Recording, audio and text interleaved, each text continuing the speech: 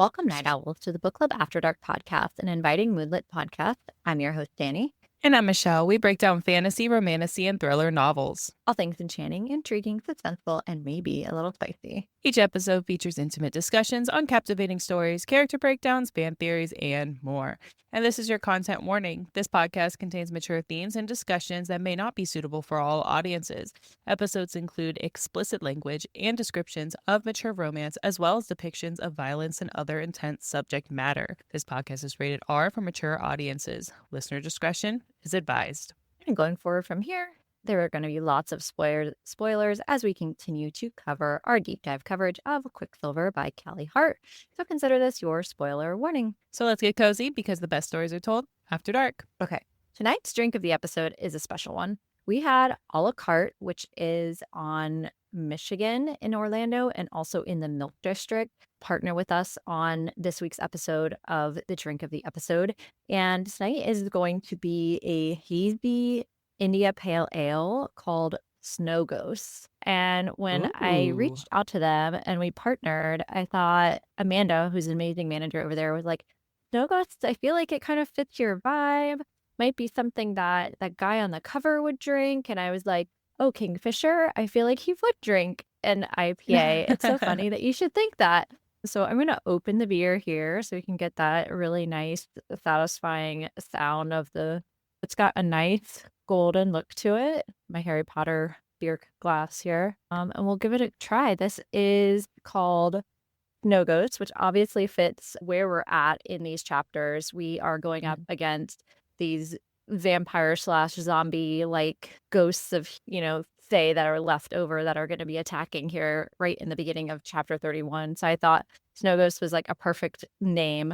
It also kind of speaks to the inner demons of the Quicksilver that is kind of like a ghost to Kingfisher. There's a lot of parallels here. And obviously snow in general, it's fucking cold where we are in this book and except for in Zilvarin. So there's just snow everywhere. So I was like, this is perfect. So this is Outer Range from the Colorado Rockies, and it is brewed in Frisco, Colorado, and it's from Outer Range Brewing Company. So let's give it a try. Cheers. Cheers. I will be honest, I am not an IPA person, and this is actually delicious. Usually something that's super hoppy, and for anyone who's an IPA person, I'm a sours person. There's almost nobody who's a sours person. There's very few of us who are like hardcore sour drinkers. That's me. My husband thinks I'm nuts. I think I could drink an entire one of these, which is saying something because I'm not an IPA drinker. So thanks again to a la carte. We really appreciate it. And yeah, cheers. Cheers. Snow Ghosts. I love the can. The can's beautiful. It definitely fits. Right? Look at that. Of course, we'll post on our socials. You'll get to see it and all that. Let's immerse ourselves now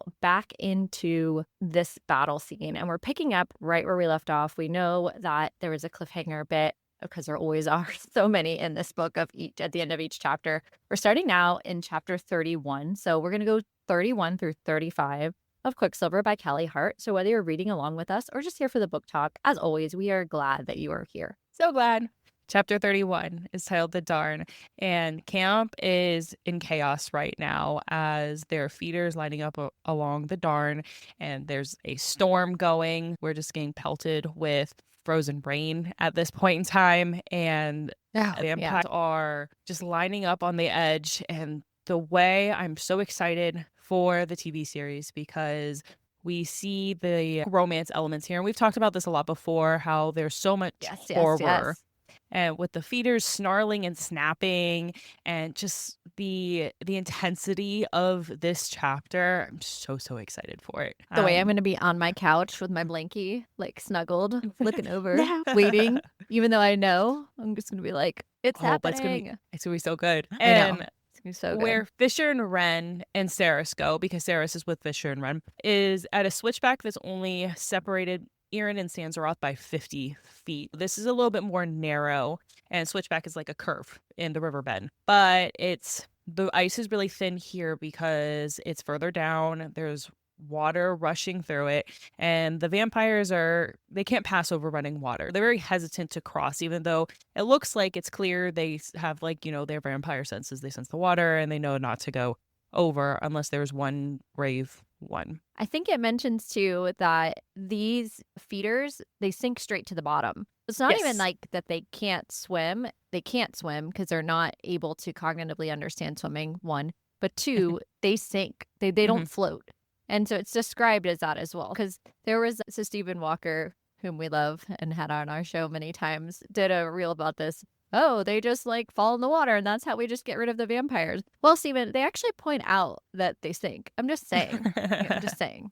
It's pointed out that Which this is also how like, it happens. But that's also goes against like physics, doesn't it? If people just fall in water, they eventually float. Like even if you weigh them to the bottom, like gas bubbles up in These their are bodies. fae that are vampires, so I feel like physics I'm just is kind of saying, like I out understand. the door. I don't, and also it's giving Inferior. Okay, it's giving. Can we go one episode without mentioning Harry Potter? I don't think we can.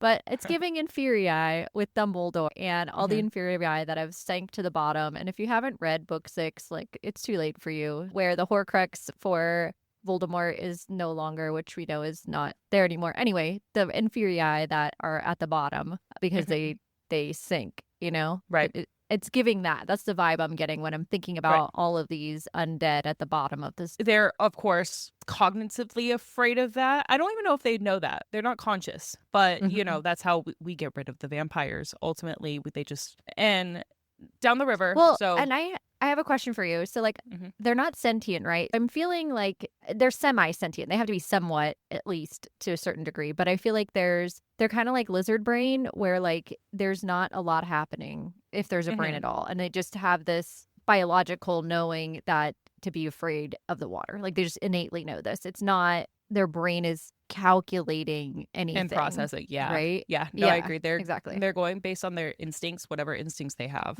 So very animalistic here. And we have these 2 separate parts of the river that we have action at. Down the river is where the massive horde is, and that's where most of the people are, or most of the fae are. And they break the ice. That means up the river... like soon it's gonna like splinter off, and you know they're gonna go away because they can't make it across the river once the ice starts breaking. But there's one ragged old man with half his jaw hanging loose, and he steps on to the ice in front of Saeris, and it's like so slow motion. And the visual of this, I cannot wait. To your point earlier, I literally cannot wait because I can see it so clearly in my mind. So I have like these 2 visions of it. One was like hyper realistic, and the other one was like Plants vs Zombies. Like, you know, when the zombie comes out, it's like just dragging jaws like hanging off. I forgot about Plants vs Zombies. Such an old school classic. I forgot about that. Yes. Right. But I was like, you know, it was dragging, and you're like, let me plant as many paws as possible. So that's what I was like thinking half the time of Plants vs Zombies. But this is like, although fucked no, up it's going to be hyper real. No, yeah. It's of course, for sure. Well, yeah, it's going to be terrifying. The haggard old man isn't just it. There are other vampires. One that is a woman, then a boy, then what Saeris describes as a woman holding a baby doll, and then she pauses and realizes that's not a baby doll. That is an actual baby with hundreds of teeth marks all over it. And I'm just like, horrifying. What the fuck?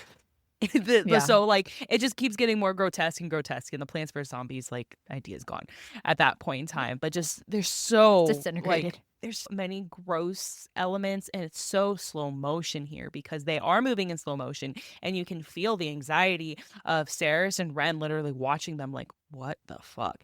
And Ren even describes them as hell. Like, this is hell. Welcome to hell, as they make their way until there are 20 vampires on the ice. Fisher can't do anything because the Sanzaroth and Irin are separated right down the Darn. So they have to wait per battle, even though, you know, these are feeders. They have to wait until they cross into their territory before they can use magic. So Fisher can't just shove them off with his shadows, and Ren has some pretty badass magic too. I think it's important to note that it isn't just like we're choosing to be honorable. Like, their magic literally doesn't work at that border. It's non-functioning. It doesn't work. And this matters a lot when Everlane comes into the picture later. But this is where it's not, oh, we're so honorable that we're not using our magic here because there's a line of war. No, it literally is not functioning. It knows where the borders are, the magic of whatever is going on with this war.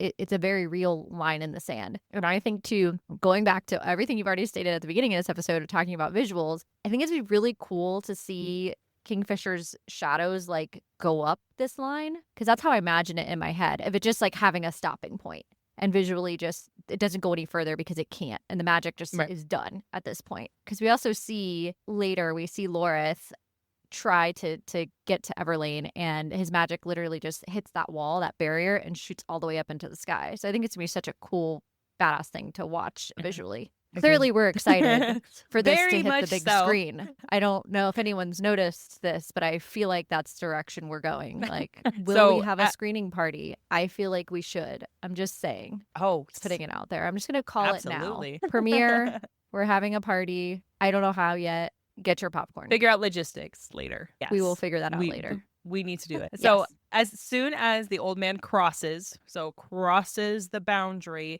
now he's in Erin, which means that the magic works. Fisher like sends like a shadow wind at him, and Ren has like light magic. Saeris only describes it as a blue orb, so I'm not entirely sure the description, like what the technical term of it is. But blue orb of light, he like shoots in the sky, and that like just catapults down into the ice and like shatters it everywhere. And as soon as the ice shatters, they're like, yeah, they're not going to make it across. They're all dead because they sink. But that I pictured, again, another movie reference, underneath the ice, you know, in Pirates of the Caribbean, where they have like the canoe over them and they're walking on the bottom. That's literally what I'm picturing. Obviously sans canoe because they don't need the canoe, but they're just walking along the bottom. So very Pirates of the Caribbean here. And they just pull themselves onto the bank. And they're like, well, fuck. What the fuck? Why this time do they survive? Did we give an explanation to that? Because I wasn't really sure of, or if you picked up on an explanation of why did they survive the bottom this time? I would guess that the current isn't enough to wash them away at this point, would be my thought, is that there are stragglers amongst some of them.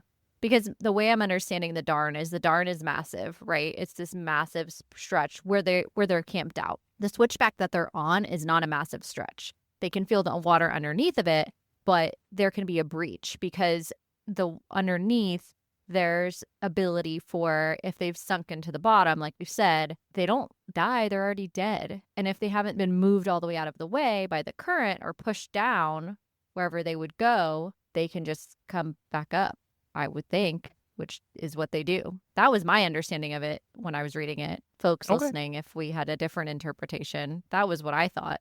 What did you think? I just went with it. Like, all right, maybe here for the vibes. Maybe because we had one of the lords there. Maybe there's some sort of like compelling he could do to, like, if those are like specifically his feeders, and you know, help them a little bit. Yeah, that's what I was kind of leaning towards, because I just imagine like the current's probably just strong, but so I didn't really take into account the actual like science of currents. But yeah, I was just like, it's the Lord. Maybe not. Maybe we're just gonna write this in because we need extra drama in here, and I'm here for it anyways. So yeah. I'm gonna give Callie credit and say that's not what happened, because I feel like she's thought about this story for so long. I feel like how she wrote it was really intentional. So I think A or B of the answers we gave is probably correct, meaning either the science-y version or the magic-y version of some kind of compulsion. I think either of those could be valid. So there's this breach, right? So people are yelling, breach. The Fae are yelling, breach. You know, everybody on the side of the camp are yelling. And if you're listening to this in the audiobook, I cannot tell you how intense this is of hearing how these voice actors read this book. It's truly incredible, their ability to read this and listening through. You feel like you're there. So they're like, breach, breach, like far away. You can hear that they're like moving back from the mic to enunciate the different levels of where this word's coming from. Fisher gives Saeris a very clear, I wouldn't say command, but said, keep your promise and stay. Like, I agreed for you to come out here. Now you need to hold up your end of the bargain. So she says yes, she will stay. The Quicksilver and Solace starts to speak to Saeris. And so remember that Solace is Kingfisher's father's sword. Right? This is the sword that was pulled from the Quicksilver that called to Kingfisher to come get Sarah. This is a sword that was holding in place Madra's specific Quicksilver. When Saeris falls through, Saeris holds Solace. This is the first moment in the book that Solace actually speaks to her, and the Quicksilver itself says that it wants to join the fight.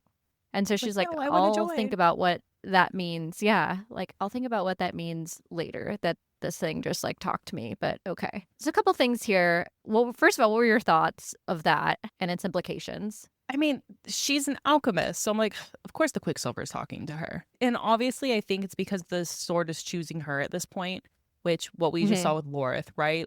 The sword spoke to Lorith. So that's the Quicksilver choosing Lorith as his wielder. I think it's a very similar thing that's going on here, that Solace is choosing her as its wielder at this point. Did you think anything else? And I thought that too. They're crawling out of the water right at this point, and Solace is saying to her, I want to join the fight. Kingfisher has left to go to this other part that's clearly needs more help, where there's a breach, and they've all been yelling breach. There's bodies that are coming in. Renfis starts to fight them with his light. They start to erupt into these blue flames that we talked about. And Renfis is like, go find Lorith. And Saeris is like, no, and draws Solace. So she's like, fuck that. No, I'm not going to run. And he's like, no, you promised. And Saeris is like, no, I promised that I would stay here with you. I'm not going to just leave. Like, that's not going to happen. Uh-huh. Yeah. And then 18,369 so far highlighters on Kindle have highlighted Renfis's response to her, where he says, stubborn girl, he growled. Don't you dare die on my watch, Saeris Fane. Fisher will never forgive me if his sole reason for living is torn to pieces on our first fucking battlefield. Right. Is and there then more she's to say like, than that? and she's like, I'm going to process that later. There's kind of a danger in front of me. Sole reason for living. Let's just kind of tuck that in the back of the old noggin and think about that once I'm safe. Yeah. She's like, wait a minute. Oh, fuck. I brought Solace just in time. She's like, shit. I don't have time to talk about this right now. Again, I'm so much literally action. in battle. Yeah, of so course. much action. Hey, there's this thing. Let's turn that way. Nope, we're not going to focus on that. Exactly. So vampire lunges for Saeris. She, just goes into full badass mode that we know that she can do because we've seen it in Zilvarin. Renfis has never seen this before. And to be fair, Kingfisher really hasn't seen this either. They don't really know what she's capable of. They've seen it a little bit, but not truly. Not when she really needs to protect herself. So her training takes over. She starts cutting heads off left and right. She goes toward the bank and she just keeps going for them. However, they just keep coming. There's more and more and more. She feels Solace's power go up her arms. There's power in the sword again. She's starting to feel it. She starts to get comfortable with battle, and time slows down. It specifically says this. She starts to see the vampires move in slow motion as she is wielding Solace. Right. She begins to predict their movement. She can see the vampires move in slow motion. And Ren is even like, what the fuck was that? Well, because she did this like Saeris? badass like spin. Like it's a crazy like dip spin move where she like does this slice up, and so it was a crazy move. Again, can't wait to see it. It was just such a maneuver. He was just like, what the fuck just happened? And to slow down time, like, because I'm assuming all of these swords, because they're god swords, they have magic in them, that she is awakening this Solace. Solace is now, she felt the magic pulse. That means the sword has determined, Solace has determined that she is worthy of wielding the magic at this point in time. And the ability to slow down time is crazy, especially in battle or basically in anything. Like just having that straight ability to slow down time and work and, just maneuver time for your benefit. What does it mean for Brimstone? It means so much right now. This means so much.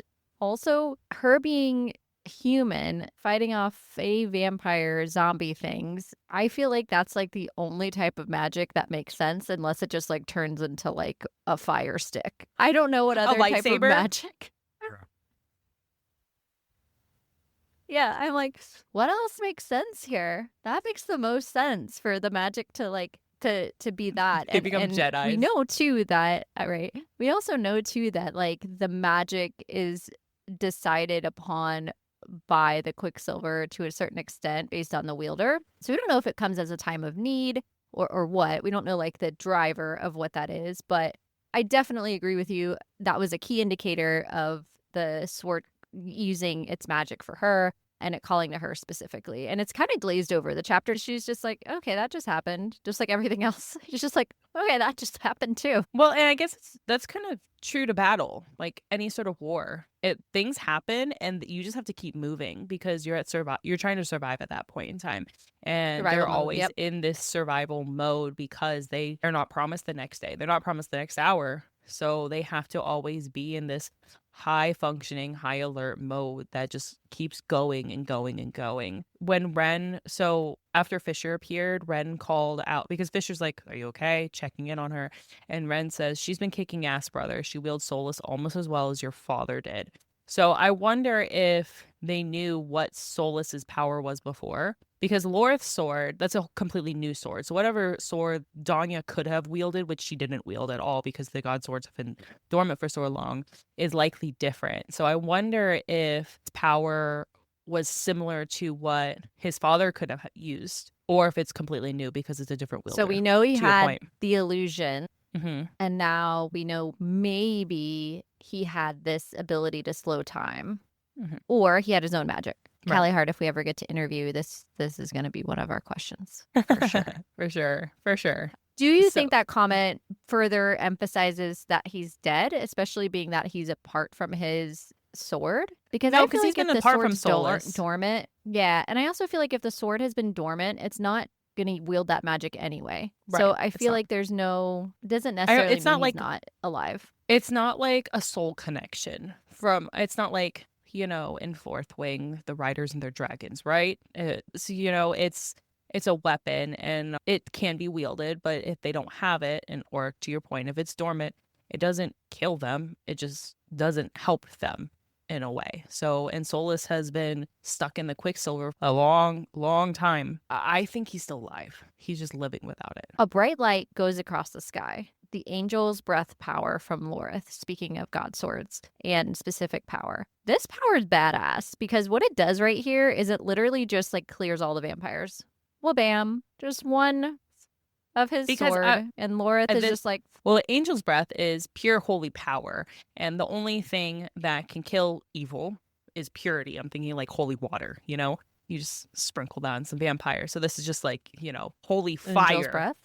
Yep, holy fire just kind of blazing down on them. So this is their lightsaber goes just but it's takes like them in all a out. wave. It just like takes it just takes everybody out. Badass. I love Lorith. Yeah, I do too. He's the best. And so they're all chanting, Lorith of the Broken Spires, Lorith of the Darn. And so everyone's super excited. And then we see across the river Everlane. And she's flanked by at least 100 vampires. And this is where we meet Taladeus. Chapter 32 is titled Taladeus because that is who we are now being introduced to. So Everlane's face is covered in panic, and Fisher immediately moves to cross the river, and Renfis is stopping him, telling him to think. That is what they want. Or Everlane wouldn't just be sitting there. She's bait at this point in time, and something's holding the vampires back. Everlane's even calling out to them to stop and stay where they are. She's fine. Everything's fine. Do not cross the river. And Ren yelled for her, come on, you cross the river then. We'll get you in the middle.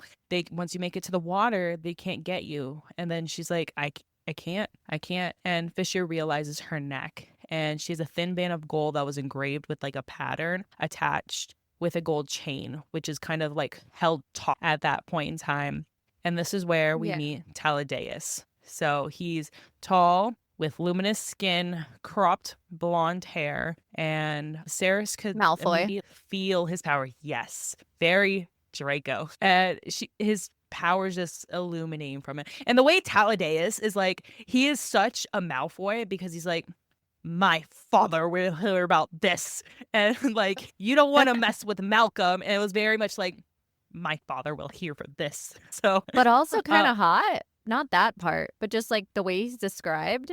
And I kind of felt bad for him. I kind of pitied him in the sense that that's all he's known is that life. Sort of. I don't Not pity being him like a because villain sympathizer, but he a ultimately little bit. chooses that. The Lords choose that path.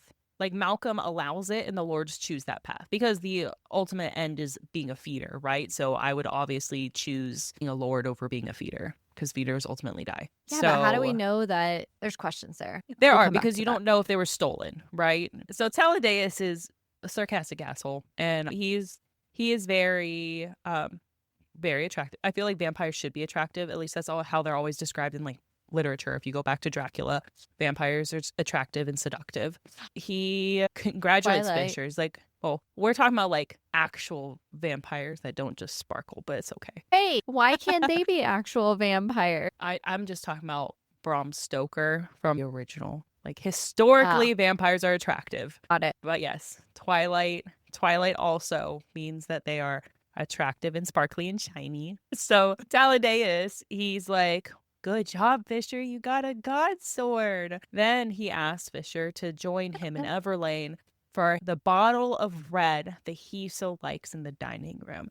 So again, this is hints at the trauma that Fisher had experienced. And obviously he had either part in it, witnessed it, whatever sick, twisted thing Malcolm did to him when he was there. He knows of it. It further emphasizes my point from last episode that it's trying to undermine his power in ruling his army and undermine where Kingfisher has been. So there's malicious intent all soaked within it. He's just a dick. Mm-hmm. He's not a nice person. No, not nice is a very nice way to put it. He says he's not going to hurt Everlane. That's not his intent at all.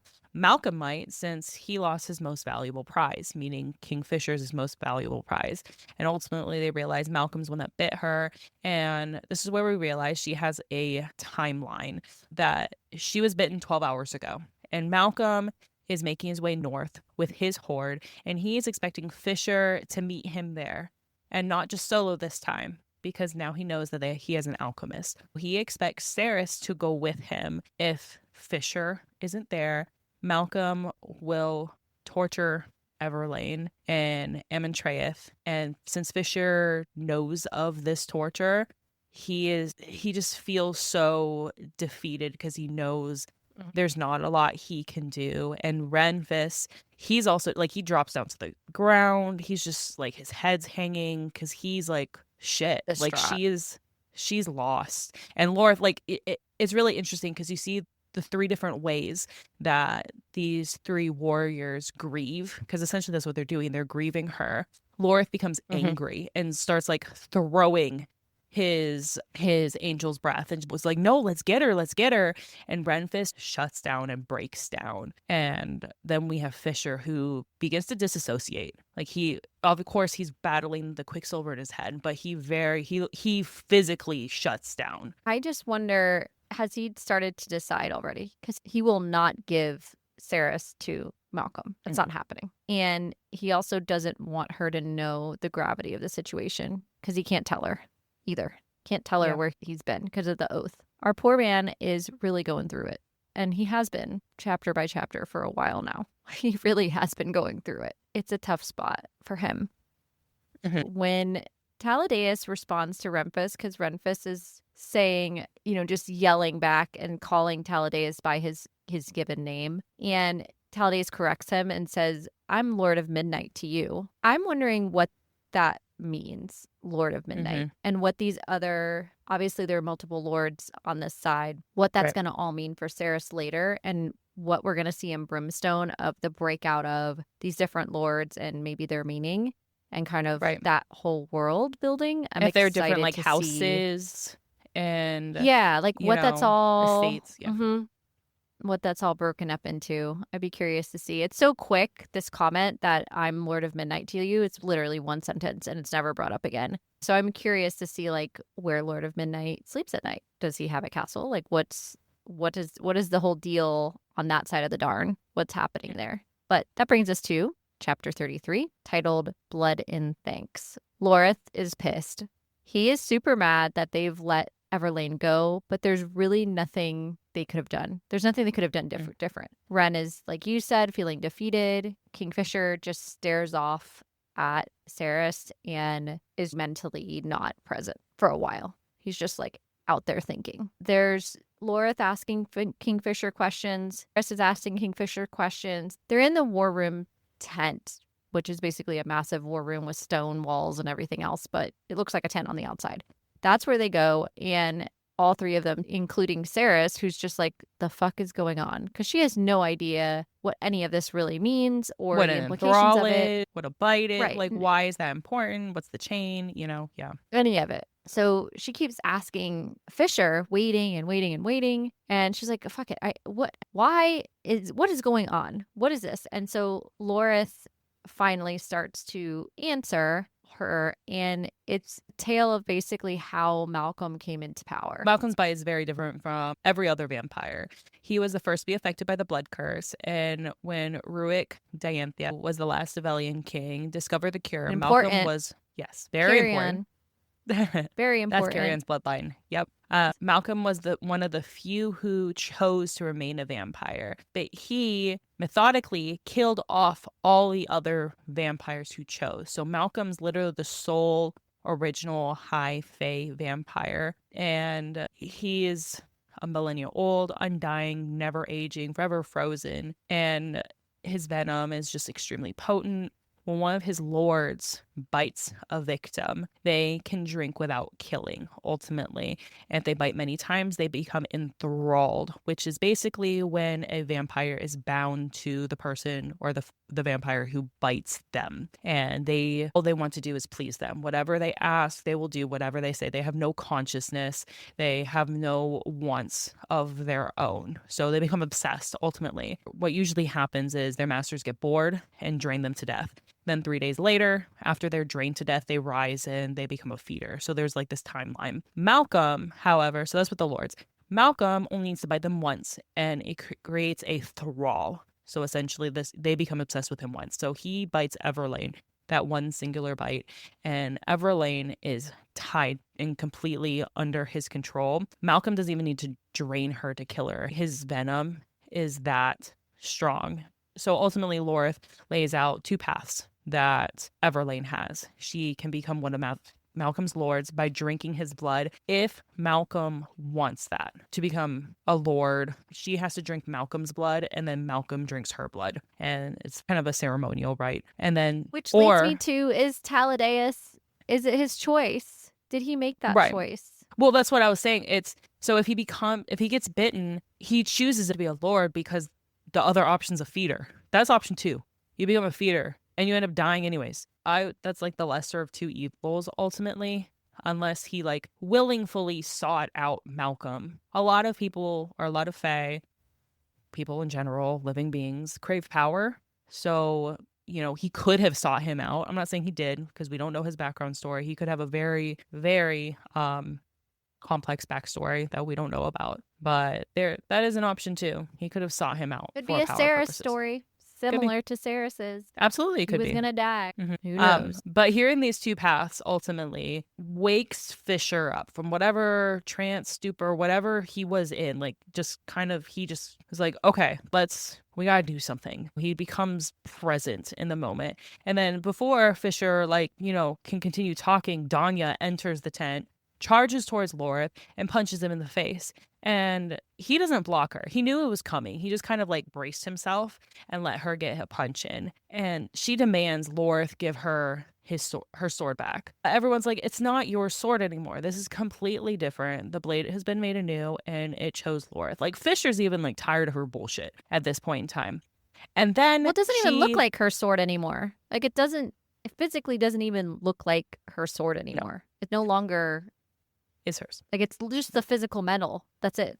The hilt is different. Mm-hmm. The sword itself is totally different. Because remember, Lorith made part of the hilt. It doesn't even look remotely the same anymore. There's no identifier that's the same. Nope. She claims it's hers, and then she fucked around and found out. She goes and grabs the sword from his hip, and her hand literally turns into pink cloud. And I'm thinking it literally got incinerated to a point where literally blood and everything just and just, her hand is gone. And this is her her sword wielding hand, and she's just screaming, of course. And Fisher's just so done. And he's like, there's a chance for it to be regrown. I will take you to college if you stop this bullshit and calm down. Which is fair. Talking to her like a toddler. Fucking around. Yeah. Toddler who touched the stove. Like, listen, you. This wouldn't have happened if you just stopped and thought for a second. Yeah. You had listened. So she swears, and they're all going to go to college to see Telena and to scour the library for resources for Everlane. Before they leave the tent, they acknowledge that they have a newly blooded warrior, which is Saeris. This is her first fight. She stood and fought against the feeders. And Saeris is like, no, I don't want to make a fuss about this. We have something important to do. Her hand is gone. Can we please just go? And they're like, no, we don't wait for those things because tomorrow's not promised. So they have this blood rite where Saeris is standing, and each of the warriors come up to her, and they kneel in front of her, and they hit their palm on their sword, and they place that blood in between her chest. So Lorith is the first to do it, and Fisher has something to say about that because he touched her and growls, but it wasn't a sexual thing at all. Renfis does the same. Mine. Yes, mine. Danya on the floor because she's like, fuck you, essentially, which fucking Danya. And Fisher is next. And we end the chapter with this quote, I give you my blood and thanks, Sarah Spain. And this is the first time he has said her name. So that's why we end on that cliffhanger. Very big deal. Chapter 34 is titled A Secret, which we know is referring to the Quicksilver. But let's get there. So Fisher finally has said her name, which is a big fucking deal because she's like, what just happened? He's never said my name before. What's going on? And I think this to me is more than just the blood oath. I think there's a shift for him where that whole time he was sitting there dormant with the wheels turning, he was like, I don't have any time left with her. I can no longer keep fighting this. I need to turn the ship around like right away, and she needs to know what's going on. I can't keep fucking around because I don't have any time left. And I think that's why he says her name. More than just the blood part of that. I think he meant that, but I also think it was very tied to the fact that he was sitting there so long dwelling in understanding that he had this huge decision he was going to make and he had to go back. And just imagine that for a minute. Like you just got out. Like you just got out. Like it's been like weeks. And now you're going to go back to where you were imprisoned by choice. I mean, this is the tattoo of sacrifice. This is our Kingfisher. This is our guy. And it's like, damn, the weight of that. Oh, anyway, so Danya mumbles something. She spits on the ground, whatever. Fisher opens the shadow gate so that everybody can go back to college because, right, she's going to get her hand back, blah, blah, blah. Opens the shadow gate. They're in the dining room. Sarah sits down where she always sits, which would be next to Kingfisher, to his right specifically. And Danya and her are waiting for everyone to come back in. They still haven't all come through the shadow gate yet.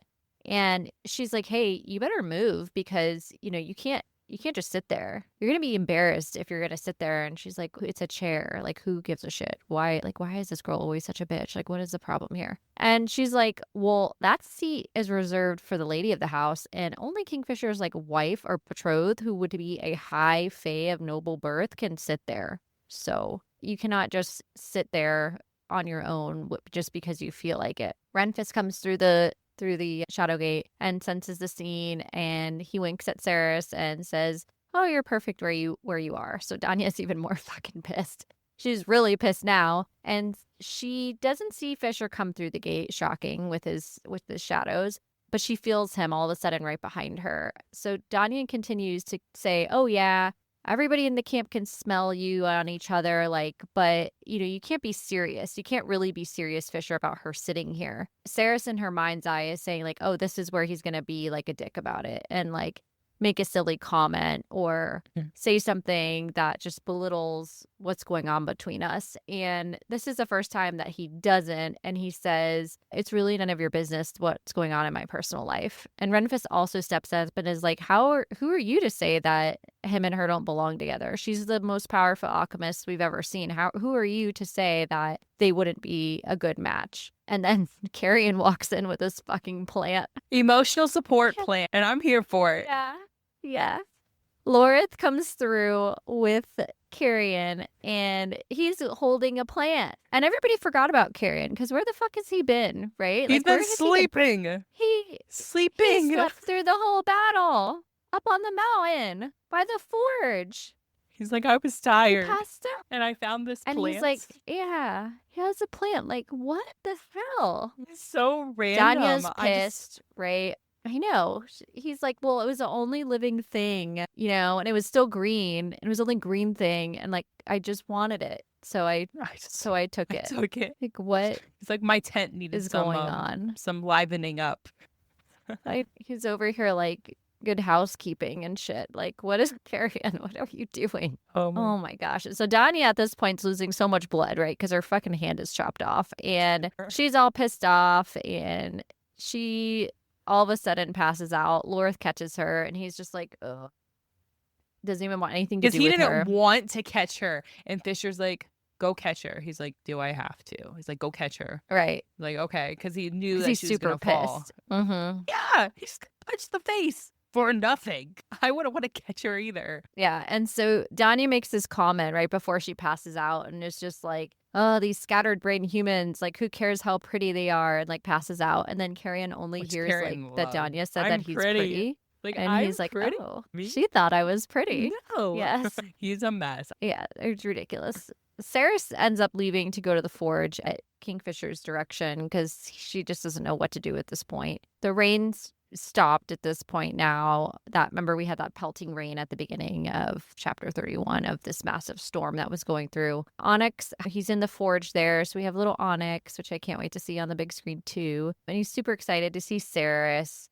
So she's sitting there again, trying to figure out, okay, well, I can tell the Quicksilver what to do, but it might be easier to just like negotiate. I made it work before with the song, but I just need to be like more careful this time and figure out how the heck I'm going to do this. And she doesn't want to give anything away. So she's like, careful. And Carrion's like, well, just force it. The Quicksilver doesn't actually want to negotiate either. It's bored.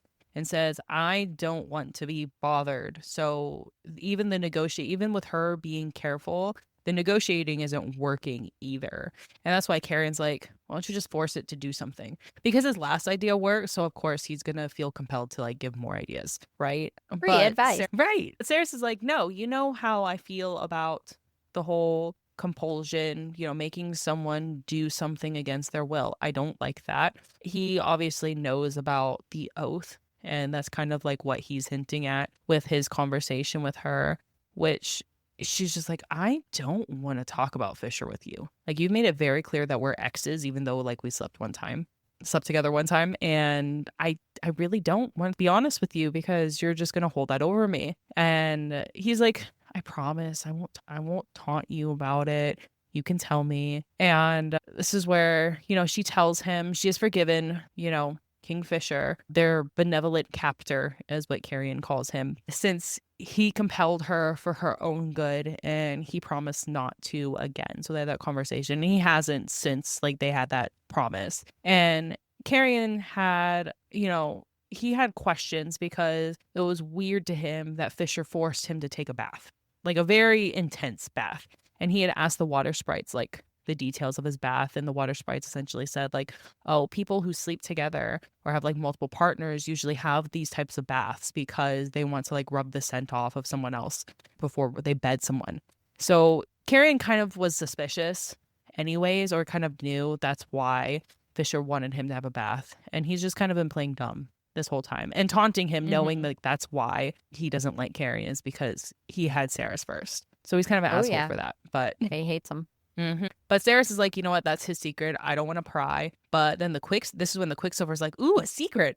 I love secrets. Like, girl, me too. Tell me more. I love secrets. Spill the tea. Yes. So I thought this was hilarious. He's like, ooh, tell me a secret. And the Quicksilver then said it would change in exchange for a secret. And then this is where she's like being really cautious, right? Because she's asking it like, if I tell you a secret, will I remember it? Is it still mine too? And the Quicksilver's like, yes, it's just us. Just you and me. We'll have this secret together. And the way I thought, this is a very sweet secret. I thought it was going to be something a little bit more like, do we get to know background story of someone that we don't know yet? Which it wasn't. Yeah, I thought this was going to go on longer than it did. Like these secrets. I like for sure thought there was going to be more. Always trading secrets, here. Right. Mm-hmm. But that didn't happen. But she gives a secret that isn't so much of a secret to the rest of us, but it's still something she hasn't really verbalized. And it's, I don't want to go back to Sylvan anymore. And she Girl, why said would you? she wants, yeah, right. Hello. She wants to go get Hayden and Alroy and then just bring him back there to College. And the Quicksilver is saying that they like the secret and she needs to save him. And she's like, yeah, I need to save Hayden. And he's like, they're like, no, Fisher, you need to save King Fisher, save the gates. And then she's like, what? No, like, what do you mean? He's fine. He's in the other room. What are you talking about? And it just doesn't elaborate. And then it's like, okay, you're gonna give me your blood now. And she's like, oh, great. Okay, a droplet of blood. Okay, here we go. Droplet of blood under the crucible, and the Quicksilver declares that we are complete. And she's just like, gosh, I gotta keep giving this thing my blood. Yeah. Which Carrion, like, or she literally, like, pokes her finger and squeezes, and Carrion's like, I go to the other room. Yeah. It's like, you can't. Seriously. I'm sorry. This is where you draw the line. A droplet of blood from her finger. That's what we can't do here, sir. He literally doesn't So bathe I'm for just 3 not- month, but yeah, we just can't handle a little tiny droplet of I'm blood. just not good Ridiculous. with blood. He's too much. He's So extra. stupid. Very extra. Yes. Oh my God. Saeris asked the Quicksilver again, like, once it's like, we are complete, like, what do you mean keep Kingfisher safe? But it's like gone completely quiet. And this is where she slips the ring on, and then all of a sudden, like, the lights of the forge like dim. Anarath Moore just starts chanting from the ring in a roar. Really, and sis? it's like dark. And then she tears off the ring, lights come back on. Really like horror spooky scene. And this is where Telena was just standing in the doorway. Technically she's still inside of College because remember this doorway is like kind of like a teleport outside of College, so Saeris doesn't blow up the whole place. And she was just coming to see how Saeris was doing, asked if she had any cuts, you know, just to check up on her.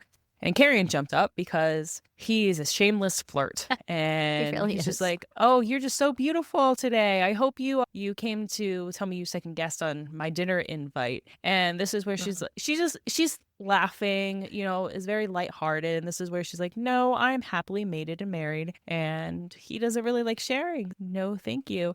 And then he makes a comment like, well, maybe it could be the three of us, you know? Like, Yeah. can we just relax, sir? Yeah, I know. He has he has No absolutely no shame whatsoever. No shame. No. He's like, oh, three's a party. I'm invited. Yes, I will go. Clearly that was an invitation to their bed. Yes, exactly. She's like, no.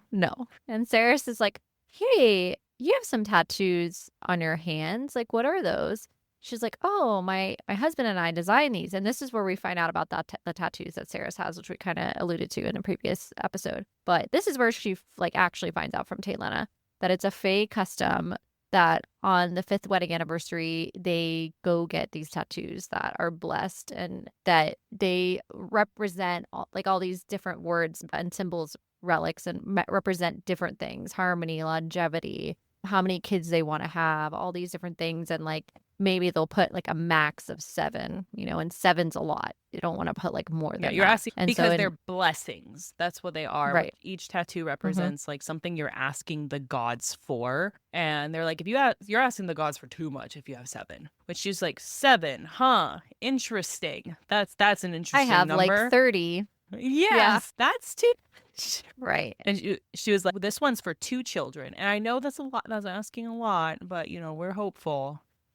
So yeah. Once upon a time, so Telena is explaining this as if it's like a fairy tale. That's how far long ago that this was. Marks used to show up, and this is when true mating bonds existed. But these unions were blessed by the fates. And the way that this kind of brings in the prequel chapters of the Gates parts 1 and 2, where Fisher goes to see the 2 sun goddesses rather.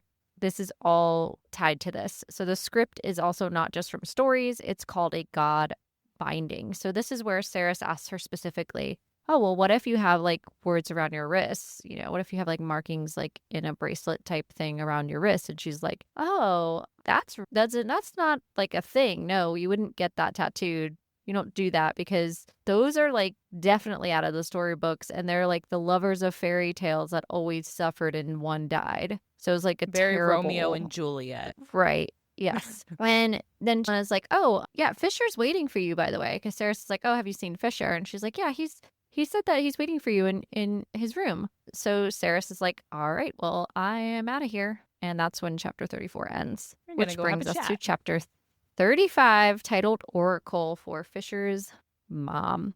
And I'm excited that when we see this visually, I hope that they like show his mom, like go back in time and like cast someone to actually show her. That'd be cool. Yeah. And maybe like Little Fisher just to see some backstory. I would like that. That would be cool. Hopefully we'll see more of her or her backstory and his father's backstory in Brimstone. Onyx follows Saeris out of the forge into the halls of Kalish into Fisher's room, and Onyx jumps into his lap and he immediately smiles. This is very different from when we first meet Onyx and he literally wants to turn it into a hat. Now they have this little friendship, which we saw in the third POV chapter, that Onyx is kind of obsessed with him and follows him around, and he followed him into his mother's room too. So he just bonded to him, even though Fisher initially hated him. And then Saeris asks, like straight to the point, girl just wants some answers, why he wouldn't say her name before. And he's like, just kind of caught off guard. And she's like, you know what? I had an interesting story I heard an interesting story. I had a conversation with Taylana about the tattoos on her hands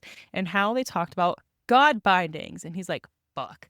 So this is like when, like, you know, you're arguing with your spouse or with your significant other. They're like, you know, funny story. And you know what's following is like not a funny story at all. Like you're about to get chewed out, which is what is happening here. She's like, So I have this information that you didn't tell me. And he asks again why he wouldn't say her name. And he starts kind of pouring out his heart. He's like, at first it's because he hated what she represented, which is weakness and vulnerability. And then she argues like, I'm not weakness and vulnerability. He's like, no, myself. This is like, you represent that in myself. He's known for centuries that she was going to show up and change everything. And she is the chink in his armor. Like, and especially when he saw that she was a human, that he knew that this whole world will tear her apart and tear her away from him. And that will be her downfall or his downfall. And then he goes into the explanation of the Oshalith and how, you know, at first when he was talking about the Oshalith, he was using that, he was being cruel, intentionally being cruel. But now he goes into like the true story, and the Oshalith hatch once in most Fae lifetimes, far beyond the Aegean Sky. So Aegean Sky, that's where the gates part 1 and 2 are. So this is far super beyond north. that.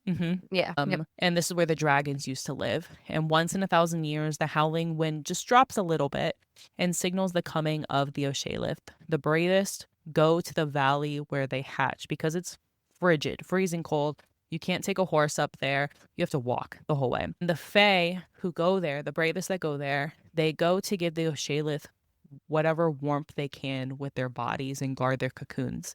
And it takes them 12 hours to break out of those cocoons. I'm imagining because they're probably so rock solid because it's so freezing It's cold. that they have to be like solid, like really hard to get through. When they're the most beautiful experience a person can have because they glow blue and silver, and they have music that's capable of healing. And this is beyond their comprehension because how can a butterfly produce its own music? But it does. And they mate, they lay their eggs, and then they dance. And the warriors watch them and try to protect them as they dance. And the name ultimately means most sacred. And this breaks Saeris because she hated this name because she thought it was a stupid pet name. But really, this was the truest name he could give her because she is most sacred to him. And he didn't, you know, of course he's being an asshole while he's saying it. So she thought it was, you know, she's not understanding. Those really just, I don't know, it really solidified how long that he has really had feelings for her, Saeris, because this is like from the beginning. And then he goes into the names hold power aspect, which is really important in this story. There are names, true names that people only share with their mothers. We don't know his name yet. And he's not giving the name right now. But names hold power here. And oftentimes mothers will use the name of their son for power and for an advantage. So, and this is where we get the very ending of the Gates Part 2, where his mother says, keep your name near and dear to you. Like, don't tell anyone what your name is. So he called her Osha because it ultimately meant more to him than And it her wasn't own her name. name, because he like makes this comment, everyone knows your name. It doesn't make it like precious anymore. And this was my name for you. This was mine. And like main names have power. They hold power here and it's important. Saeris breaks down and is sobbing uncontrollably at this point. And then he just tells her while this is happening, acknowledges this. She's like leaning against his dresser at this point, just like crying. And he kind of takes this opportunity to tell her all about his mother and that she was an oracle, which we know later why Belicon wanted her, because he wanted to use her, of course, because that's all he does. And she wrote about Saeris and gave him a journal whenever she realized that she was not going to be around. So she knew it was going to happen to her, and she knew that she wasn't going to be able to be there for Kingfisher. So she wrote this whole journal out for him to encourage him this whole time, and he's been carrying it with him. So it's kept him going through all of what he's been through. And this question of how did he do it? How was he able to have the mental fortitude to go through what he went through? This is the reason. His mother was the driving factor, and she prepared him ahead of time for, hey, you will have these things. You have to make it through these hard times. And hard times is like the most massive understatement of what that really truly means. His mother said that whenever he needs Saeris the most, that she would arrive. The quote would be, "You'd be blazing into my life like a meteorite, riding on a wave of chaos that would turn my whole world upside down. That you'd shine so brilliantly that you'd light up hell itself and guide me out of the darkness. And she had no idea what your name would be, just that you'd have dark hair and a beautiful smile, and that I would love you with a fierceness despite myself." So this idea that you'd guide me out of the darkness is true, because he falls through the Quicksilver out of the labyrinth to get to her. So literally coming out of hell, his version of hell, and brings him to her. She had drew Sarah, but missed a small detail, foreshadowing. In the drawing, she's Fae. When Fisher saw that she was human, he wanted to leave her in Zilvarin, because he's like, she's not going to survive here, or bringing her back through to you. But he couldn't, because she was going to die. So he didn't have a choice. So he had to bring her back anyway. So at this point, Saeris is just like sobbing, kind of in and out. Yeah, like just there's a lot of information that she's finally figuring out here at this moment. And the way I'm just thinking to myself, especially on a second read of like, Fisher, you are just setting this girl up. You're just so mean for what you're about to do. But also I get it.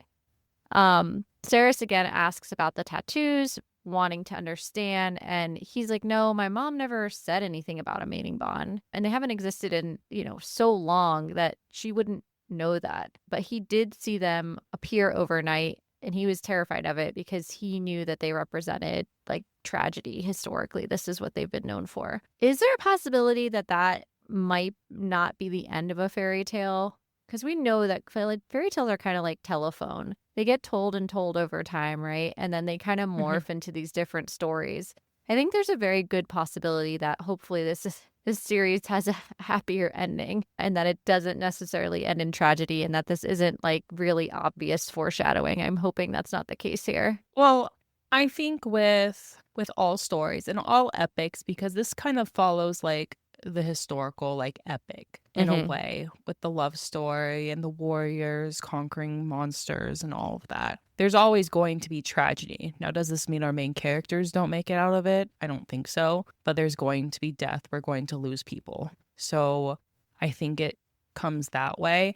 But here he's talking about how most like love stories, they're tragic and that someone dies. So, I mean, earlier I referenced Shakespeare and Romeo and Juliet, but basically all of Shakespeare's love stories, tragedies, someone dies ultimately, if not all of them die. Who dies in Brimstone? So if she follows what a lot of authors do and they take away the character that is most well-rounded, that does not have growing left to do, I think Lorith will die. I was going to say the same thing, because we know that Kingfisher has given part of his soul to Lorith. And that doesn't do anything to Fisher. No. If anything, it benefits Fisher if Lorith dies. And he has the God Sword now. He is the perfect character, the companion. He's thoughtful, Beloved. He's strong. He already has his character arc. Like, his character arc technically was completed. So, I want Lorith to find a mate. Right. But that doesn't necessarily also mean, that their character arc is complete with a mate.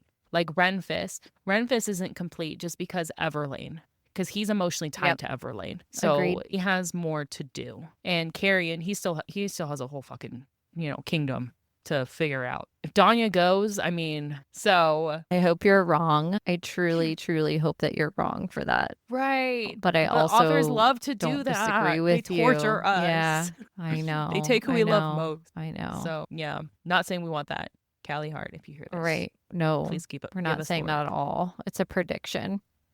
Fisher starts to emphasize to her at this point. This is where you see like what he's been ruminating on. Fisher emphasizes now how unwell he is, that the relics are slowly starting to not work, the ones that his mother's left him, and that these were warded with spells by witches, and that he doesn't want to bond her to him with these relics fading. Like, basically, I've made this decision for you. And Fisher's saying he wants to reject the bond for her own good, but he couldn't. He allowed the waiting period to start, which he researched. This is what he's been researching. So whenever she bursts into the camp before in like his tent and he had all these books out, he was researching the mating bond. He was trying to figure out what's going on with the mating bond. He's been trying to figure this out for a while since he's known about it, since she came into the picture. So for a while now, for weeks, been researching it. And he tells her, like, I've been in the library, I've been researching it and keep finding out what I can. This is where I learned about this waiting period. It's about a month. The cycles of the moon, you have the time to figure out if you want to reject or accept the bond. And she's fucking pissed. Oh, great. You figured it out. I'm glad you figured out my life. I'm glad you decided what my next moves are. Thank you for that.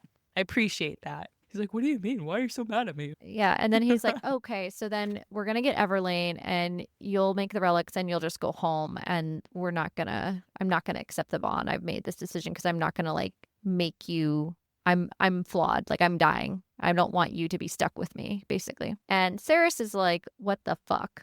So she like leaves because she's so pissed off, and she leaves to go sleep. She tries to go sleep first where and her had slept before, like in that big room. And Carrion's snoring so loudly that she's like, oh, fuck. And like moves to the living room and sleeps on this like day bed couch thing in the living room. And in the morning, she's just like, I am going to find everything I possibly can to save Everlane and Fisher. She emphasizes before she leaves to Fisher, like, you're just going to die. Like, you're just going to like, what? You're just going to die. And, you're just going to accept defeat. Also, like, how are you going to die? What do you mean? Like, you're dying. You're just going to make a decision. Like, and he's like, oh, Ren will help me. Like, you're going to have your friend help you kill yourself. And like, what about Laura? Remember, we just talked about how Laura tied a part of like, what are you going to do there? Because Laura already said he'll kill himself the second that you leave. Right. He's not going to let you just like hang out for perpetuity in a place while he's living. Like, we're not doing that. So he's going to kill himself. And he's like,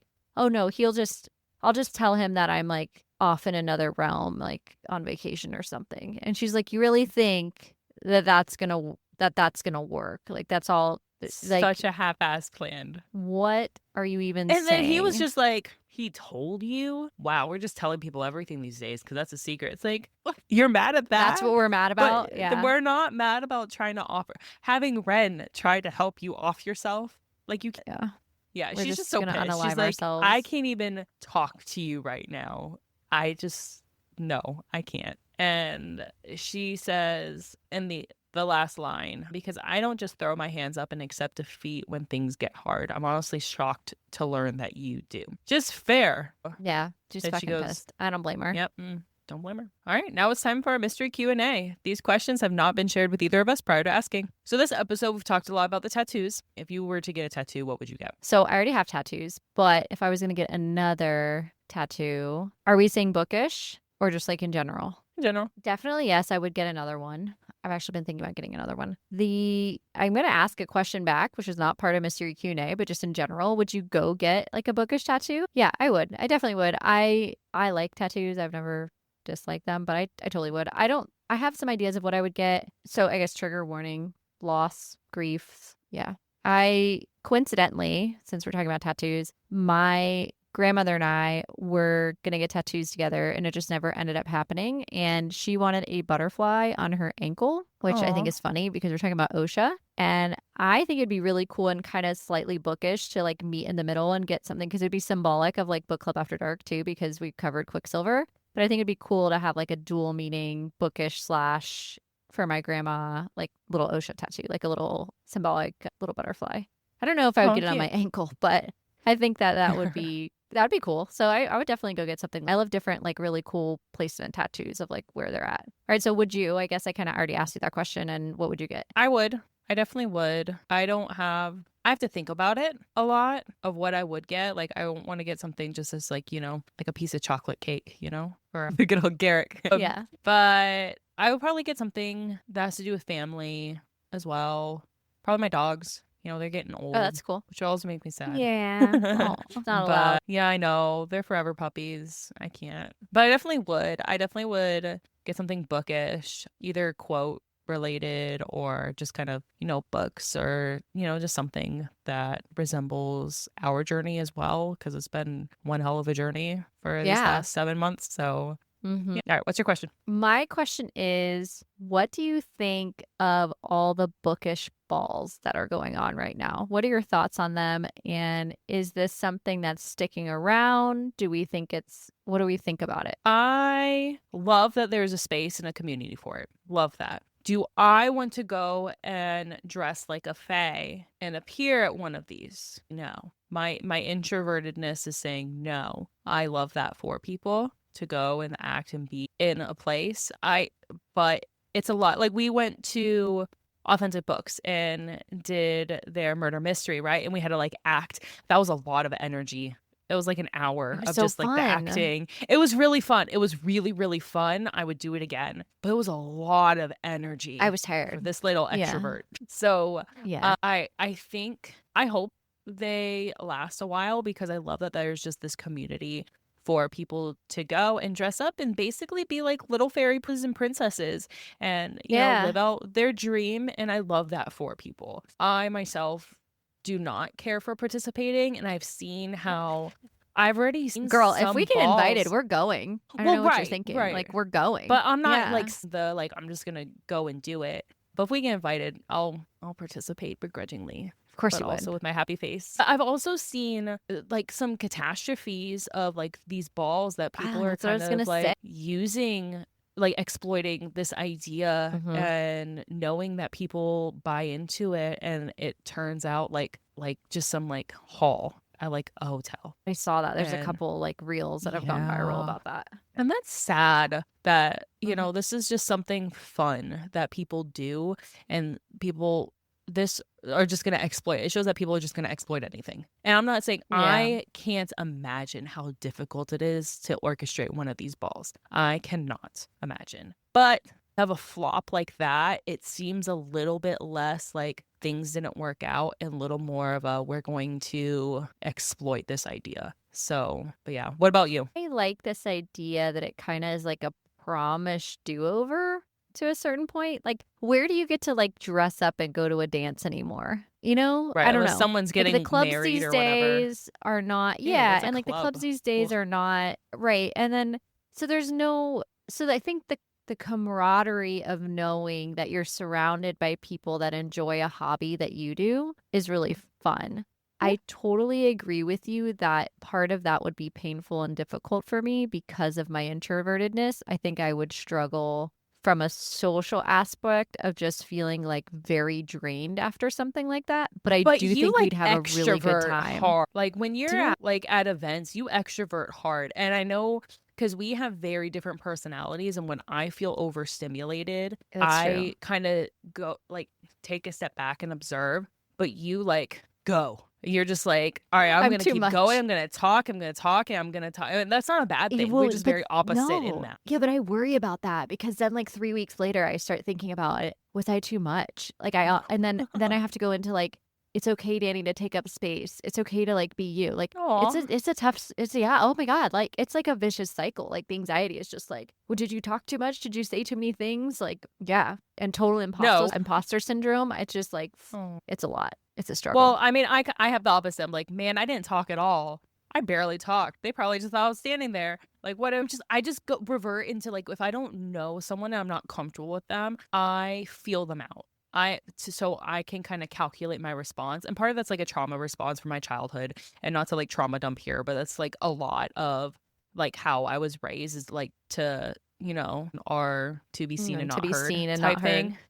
So my responses have always been very calculated, and that unfortunately has bled into adulthood. So when I get into these group settings, because like if I know you, I'll talk your ear off and I won't shut up. But if I don't know you yet, I have to wait and figure you out first and what responses you react to before I can like get comfortable, which is exhausting social Interesting. situations. So Yeah. and then I like in my very. head, I'm like, oh my God, did I say the wrong thing? Did I not talk? I didn't talk enough. I know I didn't talk enough. They probably thought I was rude. They probably thought I was a bitch.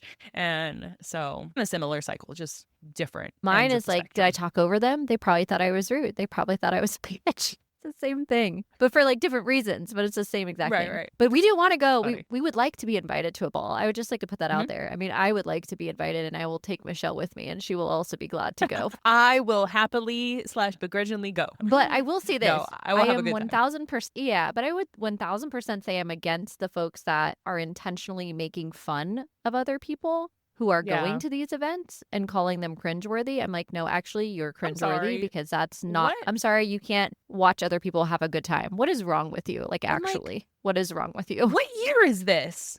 What year Yeah. is this that we feel the need to still make fun of people who like hobbies and have a hobby? Like, it's not hurting you. Get a life. Like, why does some Seriously. other people having joy that's not your joy bother you so much?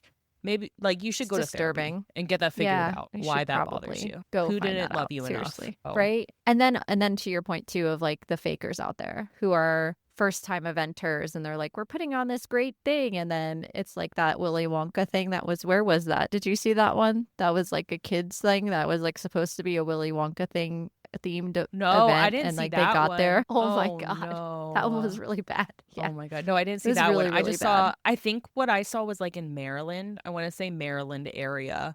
It was supposed to be like this fairy ball, and like so many people showed up, and it was just like a bunch of like long tables in this convention center. There were no decorations. The author was pissed that was invited. So Oh my gosh. Yeah. And imagine like yeah. all these people took all this time off, got babysitters, So much money. went to dinner, paid for dresses, bought tickets. Yeah, it's just not cool. All right. Before we wrap up, let's talk about what's coming up next on Book Club After Dark. Next week, we're going to continue our deep dive, and we're going to dive into chapters 36 through 40 of Quicksilver by Callie Hart.